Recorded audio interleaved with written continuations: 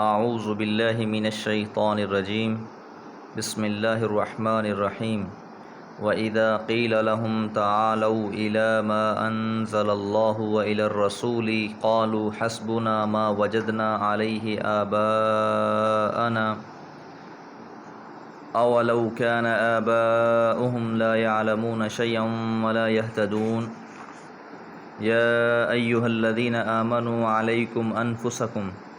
لا يضركم من ضل إذا اهتديتم إلى الله مرجعكم جميعا فينبئكم بما كنتم تعملون۔ سورۃ المائدہ آیات 104 اور 105۔ وَإِذَا قِيلَ لَهُمْ، اور جب ان سے کہا جاتا ہے۔ پچھلی آیت میں ہم نے یہ بات جانی کہ بہت سے جانور اور بہت سی ایسی رسم و رواج اور بہت سی چیزیں ان لوگوں نے اپنے مذہب میں بنا رکھی تھیں جن کا حقیقت میں شریعت اور مذہب کے ساتھ کوئی تعلق نہیں تھا، جس میں خاص طور پر ایسے جانور جنہیں علامت اور نشانی لگا کر بتوں کے نام پر چھوڑ دیا جاتا تھا، اور بھی بہت سی قبیح قسم کی رسمیں ان کے اندر موجود تھیں۔ اب یہاں فرمایا جا رہا ہے وَإِذَا قِيلَ لَهُمْ، جب ان سے کہا جاتا ہے تعالوا، آ جاؤ، إِلَى مَا أَنزَلَ اللَّهُ، اس کی طرف جو نازل کیا ہے اللہ تعالیٰ نے، وَإِلَى الرَّسُولِ، اور رسول کی طرف۔ قالوا، کہتے ہیں، حسبنا، کافی ہے ہمارے لیے، ما وجدنا علیہ آباءنا، جس پر ہم نے پایا ہے اپنے باپ دادا کو۔ اب پچھلی آیت میں بھی ہم نے یہ بات جانی تھی کہ اس میں فرمایا گیا تھا کہ وَأَكْثَرُهُمْ لَا يَعْقِلُونَ، کہ اکثریت ان کی عقل نہیں رکھتی، تو ان میں سے اکثر ناسمجھ ہیں، اور اب یہ اس بات کی دلیل دی جا رہی ہے۔ مطلب یہ ہے کہ جب ان کو دعوت دی جاتی ہے کہ ان لایانی اور فضول باتوں کو چھوڑ کر اللہ کی اتاری ہوئی کتاب اور رسول اللہ صلی اللہ علیہ وسلم کے بتائے ہوئے طریقے کی طرف آؤ، تو بڑے غرور سے وہ جواب دیتے ہیں کہ حسبنا ما وجدنا علیہ آباءنا، کہ ہم نے اپنے باپ دادا کو جس طریقے پر پایا ہے ہمارے لیے وہی کافی ہے۔ اور یہ صرف رسول اللہ صلی اللہ علیہ وسلم کی امت کے ساتھ مسئلہ نہیں تھا، آپ سے پہلے بھی جو پیغمبر آئے، جب انہوں نے انہیں رائے حق کی طرف بلایا تو جواب قوم کا یہی تھا، نہیں جی ہم تو اپنے باپ دادا کے طریقوں کو نہیں چھوڑ سکتے۔ تو جواب میں کئی جگہ پر اللہ نے یہ بھی کہا کہ اگرچہ ان کے باپ دادا کوئی عقل نہیں رکھتے تھے پھر بھی انہی کی اتباع کریں گے، تو اس لیے فرمایا کہ اس صورت میں وہ باپ دادا ہی کی روایت کو حجت بنائیں گے، جبکہ ان کے باپ دادا کو نہ کچھ علم رہا اور نہ ہی وہ ہدایت پر رہے ہوں۔ پھر یعنی کسی طریقے کی صحت کی دلیل صرف یہ نہیں ہو سکتی کہ وہ باپ دادا سے چلا آ رہا ہے، اس کے متعلق یہ معلوم کرنا بھی ضروری ہے کہ باپ دادا نے اس کو کسی علم اور کسی دلیل پر اختیار کیا تھا یا یوں ہی اختیار کر لیا تھا۔ اگر یہ تمیز غیر ضروری ہو جائے تو پھر یہ تو عقل جو اللہ تعالیٰ نے انسان کو عطا فرمایا ہے، جو انسانیت کا ایک خاص وصف ہے، بالکل فالتو اور بیکار چیز بن کر رہ جائے گا۔ اس لیے فرمایا کہ ان لوگوں کا جواب یہ ہے کہ ما وجدنا علیہ آباءنا، اور عام طور پر یہی دیکھا جاتا ہے ہمارے معاشرے میں بھی کہ بہت سے کام اس لیے کیے جا رہے ہوتے ہیں کہ باپ دادا سے چلے آ رہے ہیں، حالانکہ نہ ان کی کوئی دلیل اللہ کی کتاب میں پائی جاتی ہے اور نہ ہی رسول اللہ صلی اللہ علیہ وسلم کے فرامین میں، نہ ہی اس کا کوئی دین اور شریعت کے ساتھ تعلق ہوتا ہے۔ لیکن آج ہمارے معاشرے میں بھی ایسے بہت سے معاملات کو معیار بنا لیا گیا ہے اسلام اور غیر اسلام کا، حالانکہ ان کا اسلام سے خود کوئی تعلق نہیں ہے۔ تو اس لیے دیکھنا چاہیے کہ ہم کس چیز کی اتباع کر رہے ہیں۔ تو جب بلایا جا رہا ہے اللہ کی طرف اور اس کے رسول کی طرف، تو لازم ہے ہر امتی پر، ہر ایمان لانے والے پر، ہر کلمہ گو پر کہ وہ اس چیز کو اختیار کرے جو اللہ تعالیٰ کی طرف سے نازل کردہ ہے، اور اس چیز کو اپنائے، اس طریقہ کار کو اپنائے جو محمد الرسول اللہ صلی اللہ علیہ وسلم کا بتایا ہو۔ اس لیے فرمایا اولو کان، اگرچہ کان آباہم، ان کے باپ دادا، لا یعلمون شیئا، نہیں جانتے تھے کچھ بھی، ولا یہتدون، اور نہ وہ ہدایت والے تھے۔ تو ان کے باپ دادا خود ہی نہ تو صاحب علم تھے اور نہ ہی صاحب ہدایت تھے، تو جس کے پاس نہ ہدایت ہو نہ علم ہو تب ان کی پیروی کر کے یقیناً انسان گمراہی کے راستے کو ہی اختیار کرے گا۔ یا ایھا الذین آمنوا، اے لوگو جو ایمان لائے ہو، علیکم انفسکم، تم پر ہے اپنی جانوں کا، یعنی تم اپنی جانوں کی فکر کرو، تم اپنی جانوں کو بچاؤ۔ اب توحید اور شریعت کے احکامات کی اس قدر وضاحت اور بار بار ترغیب دلانے کے باوجود، اللہ کے احکام کی نافرمانی اور اس کے عذاب سے ڈرانے کے باوجود اگر یہ لوگ اپنی جہالت پر اصرار کریں تو تم ان کی گمراہی اور جہالت کی پرواہ نہ کرو، خود سیدھے راستے پر رہو، تو ان کی جہالت تم کو نقصان نہیں دے گی۔ اس لیے فرمایا لا یضرکم، نہیں نقصان پہنچائے گی تم کو، من ضلّ جو بھٹک گیا، اذا اہتدیتم جب تم ہدایت پر قائم ہو۔ تو اس لیے جو شخص خود قرآن اور سنت کی اتباع کرنے والا ہے تو اسے دوسرے لوگوں کی گمراہی نقصان نہیں پہنچائے گی۔ اچھا، علیکم انفسکم سے مراد یہ نہیں ہے کہ صرف تم اپنی جان کی فکر کرو باقیوں کو چھوڑ دو، ایسی بات نہیں ہے۔ مقصود یہ ہے کہ اپنی فکر تو کرنی ہی کرنی ہے، وہ تو ابتدا ہے، وہاں سے تو ابتدا کرنی ہے، لیکن ساتھ ساتھ دوسروں کی فکر بھی کرنی ہے۔ اس لیے اس غلط فہمی کے ازالے کے لیے حضرت ابو بکر صدیق رضی اللہ تعالیٰ عنہ نے ایک بار خطبہ ارشاد فرمایا اور کہا، لوگو تم اس آیت کو پڑھتے ہو اور اس کا غلط مطلب لیتے ہو۔ میں نے رسول اللہ صلی اللہ علیہ وسلم کو یہ کہتے ہوئے سنا، جب لوگ ظالم کو دیکھیں پھر اس کا ہاتھ نہ روکیں تو قریب ہے کہ اللہ تعالیٰ ان سب پر عذاب لے آئے۔ اسی حدیث میں ہے کہ کوئی قوم ایسی نہیں جس میں اللہ تعالیٰ کی نافرمانیوں پر عمل کیا جاتا ہو، پھر وہ طاقت رکھتے ہوں کہ اسے بدل دیں، مگر وہ نہ بدلیں،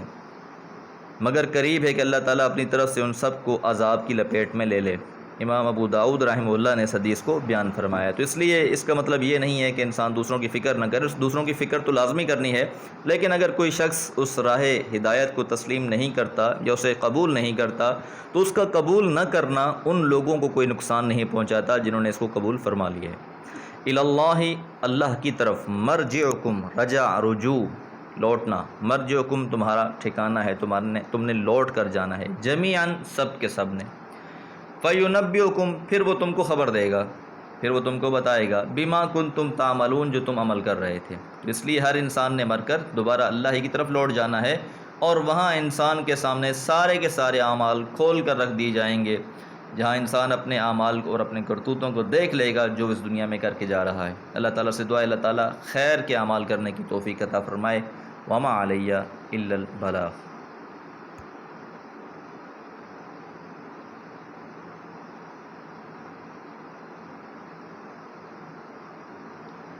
اعوذ باللہ من الشیطان الرجیم، بسم اللہ الرحمن الرحیم۔ یا ایہا الذین آمنوا شہادۃ بینکم اذا حضر احدکم الموت حین الوصیۃ اثنان ذوا عدل منکم او آخران من غیرکم ان انتم ضربتم فی الارض فاصابتکم مصیبۃ الموت تحبسونہما من بعد الصلاة فیقسمان باللہ ان ارتبتم لا نشتری به ثمنا ولو كان ذا قربى ولا نكتم شہادۃ اللہ انا اذا لمن الآثمین۔ سورۃ المائدہ آیت نمبر 106۔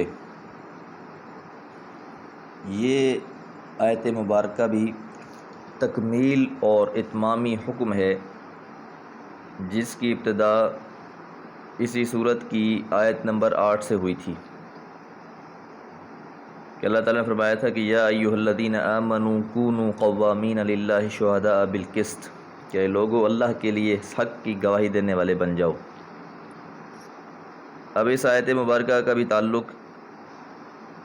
اسی موضوع کے ساتھ ہے کہ یا ایھا الذین آمنوا، اے لوگو جو ایمان لے آئے ہو، شہادۃ بینکم گواہی تمہارے درمیان، اذا حضر جب حاضر ہو جائے، احدکم تم میں سے کسی ایک پر، الموت موت، حین الوصیۃ وصیت کے وقت، اثنان ذوا عدل منکم دو شخص ہوں جو عادل ہوں، منکم تم میں سے ہوں۔ وصیت کے احکامات ہیں کہ کوئی شخص موت کا وقت اس پر آ جاتا ہے تو دو عادل شخص، منکم سے اشارہ ہے کہ مسلمانوں میں سے، کہ کوئی بھی مسلمان شخص ہیں اسے اس پر گواہ بنا لیا جائے،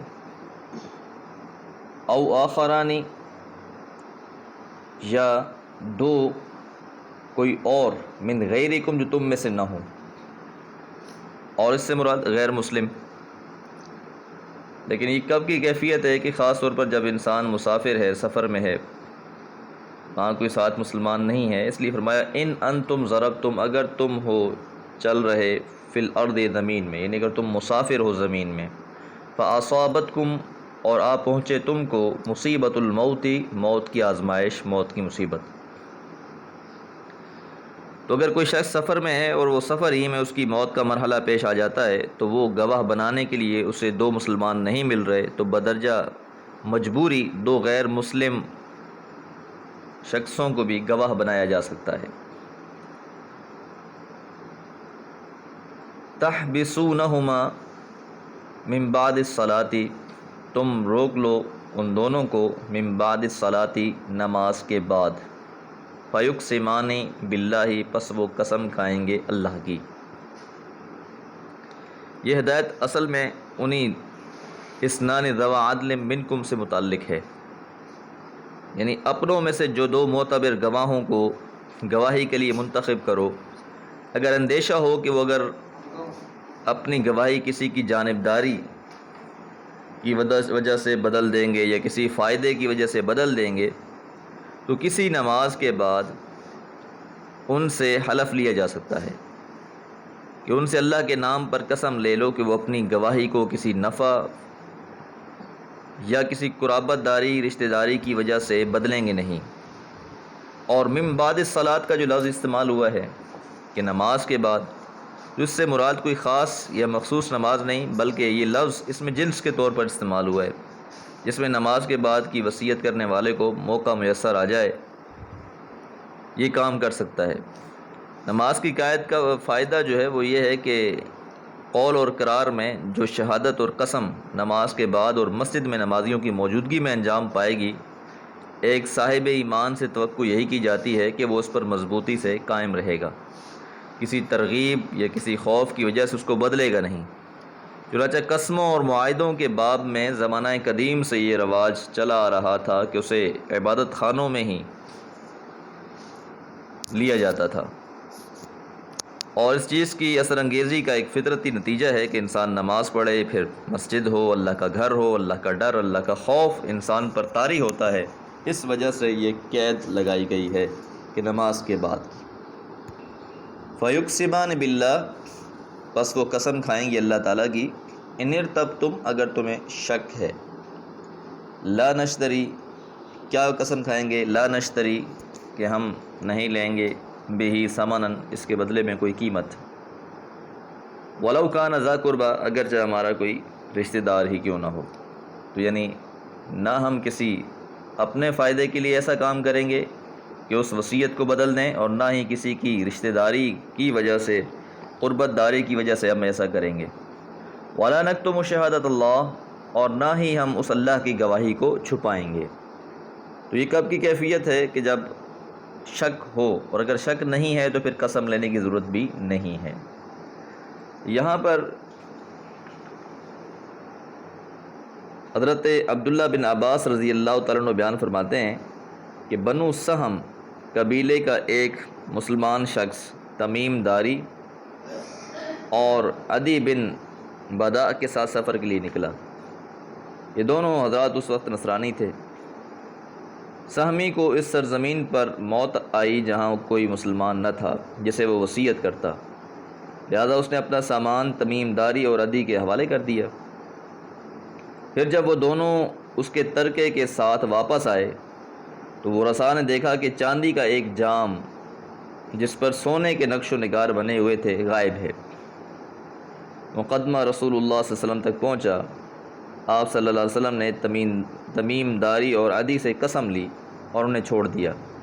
بعد میں وہ جام مکہ میں ملا، اور ان لوگوں نے جن کے پاس وہ جام ملا تھا کہا کہ ہم نے اسے تمیم اور عدی بن بدا سے خریدا ہے۔ پھر اس سہمی کے ورثاء میں سے 2 آدمی کھڑے ہوئے اور انہوں نے اس بات کی گواہی دی کہ یقیناً یہ جام ہمارے قریبی رشتہ دار یعنی وہ فوت ہونے والے سہمی کا ہی ہے۔ تو بہرحال اگر یہ بھی خدشہ ہوتا ہے بعض اوقات کہ جو 7 لوگ ہیں انہوں نے اس مال کو چھپا نہ لیا ہو، یا اس میں سے کسی چیز کو تبدیل نہ کر دیا ہو، یا اس میں کوئی خیانت نہ کی ہو، تو اس کیفیت میں بھی ان سے قسم لی جا سکتی ہے۔ اور ساتھ یہ بھی کہ انا، یقیناً ہم اذل من الآثمین، ہو جائیں گے اس وقت گناہ گاروں میں سے، کہ گناہ کا خوف ہوگا انہیں، اس وجہ سے وہ لوگ اس میں خیانت نہیں کریں گے۔ اللہ تعالیٰ سے دعا ہے اللہ تعالیٰ احکام قرآن سمجھنے کی توفیق عطا فرمائے۔ وما علیہ الا البلاغ۔